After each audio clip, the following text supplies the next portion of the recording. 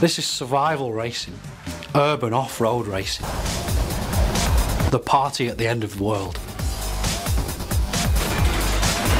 This is as rough and rugged as any previous MOTORSTORM, if not more so.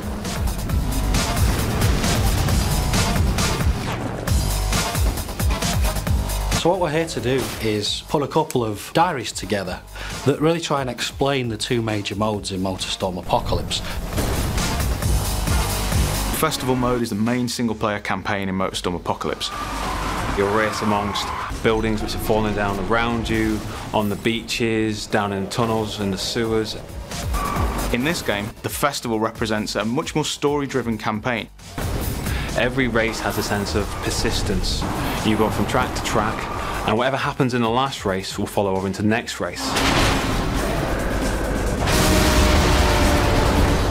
What we've got in Festival are 3 different difficulty levels. They're each driven by a different character. A rookie character, a guy we call the Pro, and Big Dog, the veteran. And you race as every character. You don't pick one of them. We've created much more accessible races in the start, and then much more challenging races at the end for the hardcore. So Festival mode, we're aiming for probably around 7 to 8 hours of gameplay for a player that's familiar perhaps with racing games. But of course, there's much reason to go back and replay for the festival, because now we have a lot of unlocks and hidden items actually to find within the festival mode. I mean, we're aiming for somewhere in the region of 40 bespoke races, and that's more than we've ever had in the series before. If you play a lot of racing games, you'll know it's really important to be able to learn the track to get better and better at it. So whilst multi-events will play at the same time when you play through the same race, there's a lot of emergent possibilities. So players will experience certain levels of predictability that at least allow them to learn the tracks, but they're never too sure what's going to happen around every corner. MOTORSTORM has always been about the vehicle classes.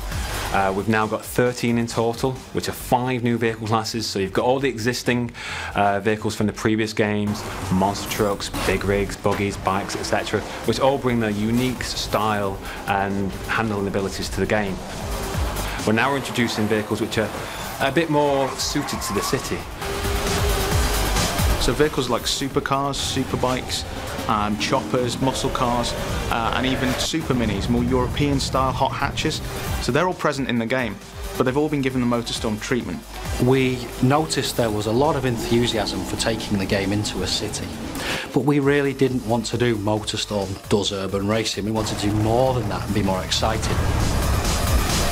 You're driving down the sides of skyscrapers, jumping from rooftop to rooftop, going down into the sewers, onto the train lines. This is as rough and rugged as any previous MOTORSTORM, if not more so. Because we've got all these different vehicle types and different parts of the city that we've created to use, there's a very different feeling between racing, say, a muscle car around the streets of downtown and racing a buggy down through the beaches and the parks.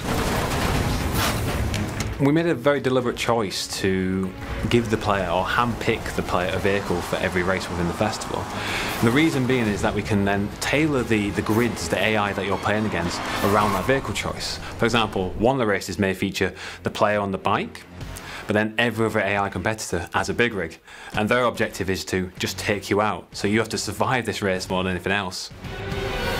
We've been somewhat famous, I think, in gaming circles for our soundtrack. This time around, we've gone for a completely different approach. We've got one of the world's leading movie composers, Klaus Badelt, who, for example, did the Pirates of the Caribbean soundtrack. And he's created 4 amazing pieces of music. But what we've also done is contacted some top remix artists and DJs. And they're going to give us an entire soundtrack that covers the whole game. And so what this allows us to do is to key back into the series and the soundtrack and the mood that elicits in the previous games, but also do something completely unique. We used to get a lot of emails from people who really wanted nighttime racing. The old mantra was race by day, party by night. The truth of the matter was a little bit more mundane, and that was it was actually quite difficult to develop night races with the technology we had. And what we've decided to do this time around is make sure that it's race and party, day and night. And we're never going to race kind of in the middle of the night, because we found it just isn't particularly enjoyable. It's dark enough so that the headlights have a use, and it really makes the race feel different to how it would play out in the daytime.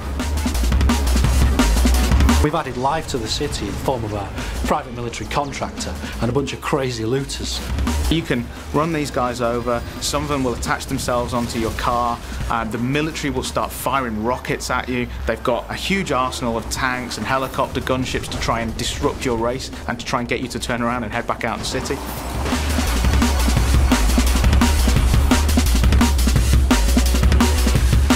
When you play the game, it feels different. It feels like no type of off-road racing experience you've had and no type of urban racing experience that you've had before. They kind of come together really nicely to offer a whole fresh take on this type of experience.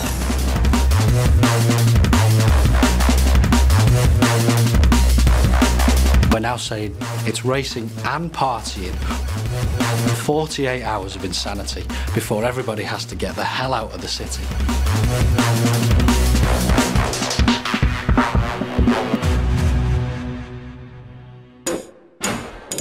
PlayStation